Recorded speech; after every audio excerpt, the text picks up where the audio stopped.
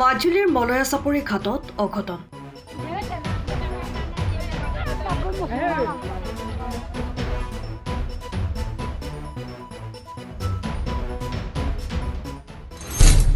সোৱণশিৰিৰ বুকুত সন্ধানহীন এজন ব্যক্তি। সোৱণশিৰি নদীত মিচিং জনগোষ্ঠীয় ৰাইজৰ চৰানাও সকামৰ মাজতে এক অঘটন সংঘটিত হৈছে। সকামত সেৱা ল'বলৈ নদীত গা ধুবলৈ যাওঁতেই সোৱণশিৰিৰ বুকুত নিৰুদ্দেশ হয় এজন ব্যক্তি। ব্যক্তিজন কুলিচাপৰি গাঁৱৰ লংকেশ্বৰ কুলি বুলি জানিব পৰা গৈছে। তেখেতৰ বয়স ৭২ বছৰ। বৰ্তমান ঘটনাস্থলীত আৰক্ষী আৰু SDRF বাহিনী উপস্থিত হৈ অনুসন্ধান আৰম্ভ কৰিছে যদিও বৰ্তমানলৈ কোনো সংসূত্ৰ লাভ কৰা নাই। ব্যক্তিজনৰ নিৰুদ্দেশ হোৱা ঘটনাক কেন্দ্ৰ কৰি এতিয়া সমগ্ৰ অঞ্চলটোতেই শোকৰ ছাঁ পৰিছে।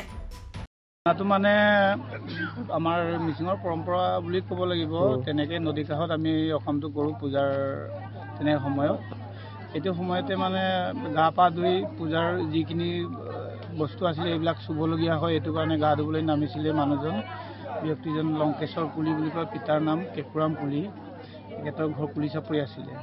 তাৰপিছত পানীত ডুব গ'ল আৰু তাৰপিছত উঠি নাহিল। এতিয়া বৰ্তমান মানে ধুবাৰুৱে একদম মানে দ্ৰুতগতিত চেষ্টা চলাই আছে, কিন্তু সফল হোৱা নাই। মানুহজন এতিয়াও সন্ধানহীন হৈ আছে। বয়স কিমান হ'ব? বয়সটো তেখেতৰ ৭০ বছৰ।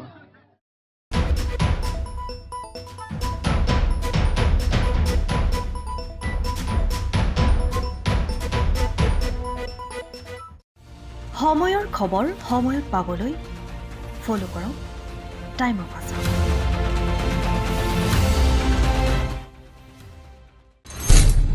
মাজুলীৰ মলয়াচাপৰি ঘাটত অঘটন।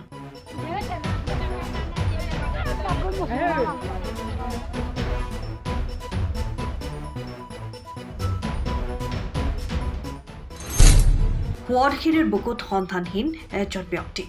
সোৱণশিৰি নদীত মিচিং জনগোষ্ঠীয় ৰাইজৰ চৰানাও সকামৰ মাজতে এক অঘটন সংঘটিত হৈছে। সকামত সেৱা ল'বলৈ নদীত গা ধুবলৈ যাওঁতেই সোৱণশিৰিৰ বুকুত নিৰুদ্দেশ হয় এজন ব্যক্তি। ব্যক্তিজন কুলিচাপৰি গাঁৱৰ লংকেশ্বৰ কুলি বুলি জানিব পৰা গৈছে। তেখেতৰ বয়স ৭২ বছৰ। বৰ্তমান ঘটনাস্থলীত আৰক্ষী আৰু SDRF বাহিনী উপস্থিত হৈ অনুসন্ধান আৰম্ভ কৰিছে যদিও বৰ্তমানলৈ কোনো সংসূত্ৰ লাভ কৰা নাই। ব্যক্তিজনৰ নিৰুদ্দেশ হোৱা ঘটনাক কেন্দ্ৰ কৰি এতিয়া সমগ্ৰ অঞ্চলটোতেই শোকৰ ছাঁ পৰিছে। মানে আমাৰ মিচিঙৰ পৰম্পৰা বুলি ক'ব লাগিব। তেনেকৈ নদী কাষত আমি অসমটো কৰোঁ পূজাৰ তেনে সময়ত। এইটো সময়তে মানে গা পা ধুই পূজাৰ যিখিনি বস্তু আছিলে এইবিলাক চুবলগীয়া হয়। এইটো কাৰণে গা ধুবলৈ নামিছিলে মানুহজন। ব্যক্তিজন লংকেশ্বৰ কুলি বুলি কয়, পিতাৰ নাম কেকুৰাম কুলি। তেখেতৰ ঘৰ কুলিচাপৰি আছিলে। তাৰপিছত পানীত ডুব গ'ল আৰু তাৰপিছত উঠি নাহিল। এতিয়া বৰ্তমান মানে ধুবাৰুৱে একদম মানে দ্ৰুতগতিত চেষ্টা চলাই আছে, কিন্তু সফল হোৱা নাই। মানুহজন এতিয়াও সন্ধানহীন হৈ আছে। বয়স কিমান হ'ব? বয়সটো তেখেতৰ ৭০ বছৰ।